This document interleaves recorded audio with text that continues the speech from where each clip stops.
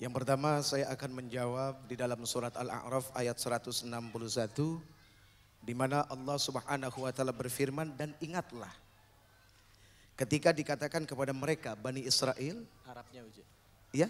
Ayatnya tadi. Ayatnya. Iya. Gantian dong, kan David tadi disuruh Ya tadi kan baca Uji nggak boleh Quran, saya baca bahasa ayat. Latin. Coba Arabnya bahasa. Wa in qila lahum uskunu hadhil qaryata wa kulu minha haitsu syi'tum wa qulu hittatu wadkhulul baba sujjadan naghfir lakum khati'atikum sanazidul muhsinin. Dan ingatlah ketika dikatakan kepada mereka Bani Israel, diamlah di negeri ini saja. Negeri ini artinya adalah Baitul Maqdis.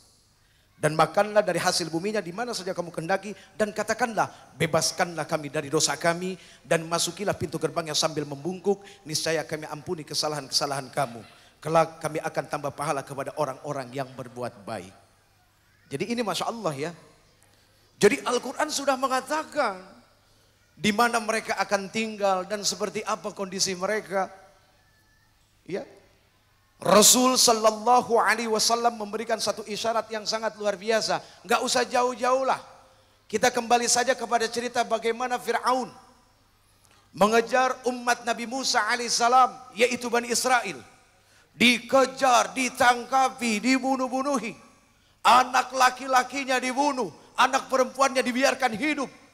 Kemudian Allah Subhanahu wa taala perintahkan kepada Nabi Allah Musa untuk menyeberangi satu laut. Kemudian dengan kemuliaan mukjizat yang Allah Subhanahu wa taala berikan kepada Nabi Allah Musa alaihissalam, idrib bi'asakal hajar. Dengan tongkatnya itu batu dipukul, kemudian laut terbelah. Nyebrang mereka, sampailah di satu tanah yang baru. Kemudian Firaun dengan bala tentaranya mengejar. Tapi kemudian apa yang Allah Subhanahu wa taala lakukan kepada mereka? Ditenggelamkan semua bala tentara Firaun, termasuk Firaun. Nah, diselamatkan oleh Allah Azza wa Jalla dari kejaran bala tentara Fir'aun. Kemudian sampailah mereka di satu negeri yang baru. Ada istilah namanya hutan berhala. Kemudian mereka minta kepada Nabi Musa untuk dibuatkan hutan berhala. Lalu perkara-perkara yang sapi, coba lihat. Betapa Bani Israel ini terlalu banyak bertanya. Kemudian bertanya kepada sesuatu yang tidak ada manfaat. Nah itu termasuk salah satu ciri dari mereka. Ya. Bahkan mereka itu membunuhi para nabi, para rasul, termasuk Nabi Allah Isa alaihissalam. Kita kan pernah lihat ada satu film yang dibuat belum lama beredar, kurang lebih setahun apa 2 tahun yang lalu ya. 2 itu. tahun yang lalu. Bagaimana seorang Nabi Allah Isa alaihissalam disalib, kemudian diseret-seret, siapa dan pekerjaan siapa? Itu mereka. Satu faktor mereka merasa apa? Mereka merasa kalau diri mereka adalah anak-anak Tuhan. Ini yang luar biasa. Sehingga apa? Kita tidak dianggap.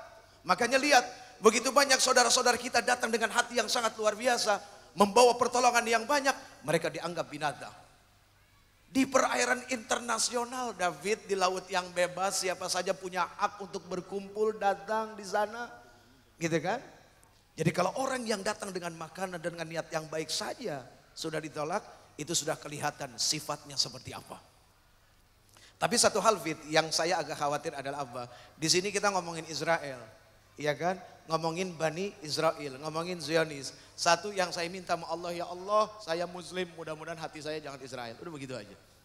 Man ra'a minkum munkaron falyughayyirhu biyadi. Jadi barang siapa yang melihat satu kemungkaran terjadi, kata Rasul sallallahu alaihi wasallam, maka rubahlah dengan tangannya. Arti tangan di sini pemirsa di seluruh tanah air, seseorang yang diberikan amanah kekuasaan, apakah dia seorang presiden, ataukah dia seseorang yang memiliki bala tentara, pasukan, bersenjata, memiliki komando, maka kewajiban orang-orang seperti ini adalah apa? Datang menghampiri dengan niat li'i'da'i kalimatillah, menegakkan nama Allah, kemudian menyampaikan bahwa negeri manapun, semiskin apapun, sebodoh apapun negeri ini, berhak punya kemerdekaan dan berhak untuk membela dirinya dan berhak untuk betul-betul diberikan hak dan kewajiban sebagai satu negara. Kalau kita bicara penjajahan, kita jadi ingat dulu masa di mana negeri kita dijajah.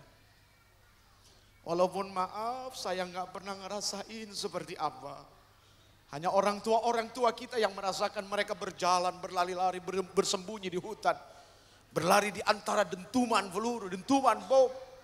Hidupnya tidak pernah nyaman, dikejar-kejar. Memang saya tidak pernah merasakan.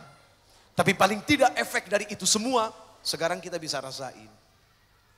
Kebodohan yang masih kita rasakan akibat dari sebuah penjajahan.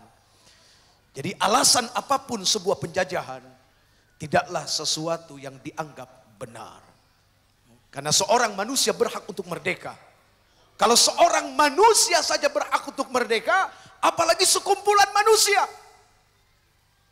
Maka kata Rasul, bagi engkau yang memiliki kekuasaan, memiliki kekuatan, engkau punya hak untuk menghentikan mereka dengan cara seperti itu.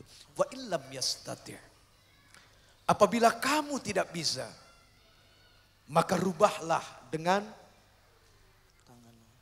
dakwah. Apa yang kita sampaikan sekarang ya? Kan gitu. Rubahlah dengan apa yang bisa kita sampaikan. Lalu yang terakhir, seandainya engkau tidak bisa juga, maka rubahlah dengan hati. Wa huwa ad'aful iman. Meskipun hati ini adalah selemah-lemahnya iman. Apa yang dimaksud di sini adalah doa.